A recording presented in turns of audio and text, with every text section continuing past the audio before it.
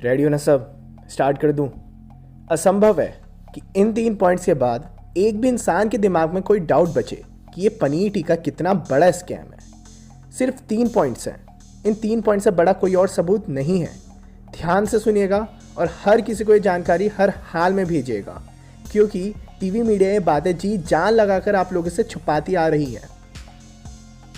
पहला पॉइंट, जिन लोगों ने पनीर टिक्का नहीं खाया है उन लोगों की टेस्टिंग के दौरान उनके टेस्ट सैंपल को 35 बार तक जूम किया जाता है, या ऐसा बोलें कि 35 साइकिल चलाई जाती है इन नई डिप्रेशन की बीमारी के कीटाणु देखने के लिए। और इतनी ज़्यादा साइकिल चलाने का मतलब है कि आपको बीमार घोषित करने के चांसेस बहुत ज़्यादा हैं।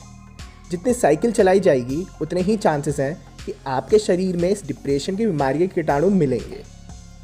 और अगर ये साइकिल 50 बार तक चला दी जाएगी तो 80% से ज़्यादा लोग इस डिप्रेशन की बीमारी से पीड़ित मिलेंगे। अब ये डरावना सच सुनो, जिन्होंने पनीर टिक्का खा लिया है उनकी साइकिल सिर्फ 28 बार तक चलाई जाएगी। ये रूल है, समझ गए ना? पनीर टिक्का नहीं खाया तो 35 साइकिल और खा लिया तो सिर्फ 28 साइकिल, ताकि ये साबित हो सके कि पनीर टिक्का खाने के बाद लोगों को ये डिप्रेशन वाली बीमारी नहीं होती। दूसरा पॉइंट, बिल्कुल ध्यान से सुनिएगा, जिन्होंने पनीर टिक्का खा लिया तो अब उन लोगों को बीमारी नहीं हो रही है, ये बात साबित करने के लिए इन विदेशियों ने 1 मई 2021 से ये नया रूल निकाल दिया है कि अगर आपने पनीर टिक्का खा लिया तो सिर्फ तभी आपको इस डिप्रेशन की बीमारी का शिकार माना जाएगा अगर आप इतने बीमार हो गए कि आपको हॉस्पिटल में भर्ती करना पड़े या फिर डेथ हो जाए, वरना ये बीमारी नहीं मानी जाएगी, चाहे आपका रिजल्ट पॉजिटिव ही क्यों ना आए। समझ गए ना? अगर आपने पनीर टिक्का खा लिया और उसके बाद आप पॉजिटिव आ गए तो वो काउंट नहीं किया जाएगा जब तक आप मर ही नहीं जाते या इतने बीमार नहीं पड़ जाते कि हॉस्पिटल में भर्ती होना पड़े। और वैसे भी ये बात सब जानते हैं कि इस डिप्रेशन की बीमारी में 90% को तो कुछ होता ही नहीं है।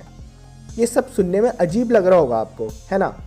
लेकिन यही सत्य है और इसलिए पूरी दुनिया भर के डॉक्टर्स और रिसर्चर्स आज आवाज़ उठा रहे हैं कि ये डिप्रेशन की बीमारी बहुत ही ज़्यादा बड़ा षड्यंत्र है। तीसरा पॉइंट, अब इन लोगों ने ऊपर वाले 2 रूल निकाल दिए हैं, लेकिन इसके बाद भी जो लोग पनीर टिक्का खा रहे हैं वो इतने ज़्यादा बीमार पड़ रहे हैं कि सच सबको दिखने लग गया है और पनीर टिक्के के भीषण साइड इफेक्ट से जूझना पड़ रहा है सबको। लेकिन अब ये लास्ट गेम देखो, पनीर टिक्के की एफिकेसी असलियत में सिर्फ 1% है और इन्होंने आप लोगों को झूठ बोला है कि 95% है। दरअसल 95% रिलेटिव एफिकेसी है, यानी कि ऐसा समझो कि पहले 100 में से 6 लोग बीमार पड़ रहे थे इस बीमारी से, ठीक है? यानी कि 94% लोगों को कुछ हो ही नहीं रहा था और अब टीका लगने के बाद 100 में से 95% लोगों को कुछ नहीं हो रहा, यानी कि कितने का फ़ायदा हुआ? 1% का। इसको बोलते हैं एब्सोल्यूट रिस्क रिडक्शन, ठीक है? 1% वाला ऑफिशियल लिंक भी आपको डिस्क्रिप्शन बॉक्स में मिल जाएगा। अब इसको आप रिलेटिव टर्म्स में कैलकुलेट करेंगे तो ये आएगा कि 95% एफिकेसी, यानी कि टीके के बाद 100 में से 95 लोगों को कुछ नहीं होगा। लेकिन भाई पहले भी 100 में से 94 को कुछ नहीं हो रहा था। घूम फिर कर रिजल्ट आया है कि एफिकेसी है 1%, लेकिन जो रिलेटिव वाली एफिकेसी है वो है 95%। और वो भी तब है 95% जब ये लोग सिर्फ 28 साइकिल चला रहे हैं जिससे टीका खा लिया।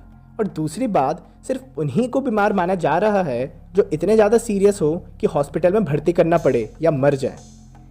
ये सब ड्रामा करने के बाद भी कितने का फ़ायदा हुआ? सिर्फ 1% का। वरना फ़ायदा तो दूर की बात, ये बात साबित हो जाती है कि पनीर टिक्का बचाने के लिए बनाया गया है या लोगों को बीमार करने के लिए बनाया गया है। अब इसके जवाब में इन्होंने खुद ही लिखा हुआ है कि 1% वाला सीन इसलिए नहीं बताया लोगों को क्योंकि ये बहुत कम इम्प्रेसिव दिखता है। जी हाँ, सही सुना आपने, इसलिए नहीं बताया क्योंकि ये कम इम्प्रेसिव दिखता है। ये सारी बातें मैं नहीं बोल रहा हूँ, ये सारे ऑफिशियल फैक्ट्स हैं जो आप लोगों से छुपा दिए गए हैं और इन सब का लिंक मैंने डिस्क्रिप्शन बॉक्स में डाल दिया है। हर इंसान तक ये बातें ज़रूर पहुँचाएं। आपका साथी डॉक्टर येलो।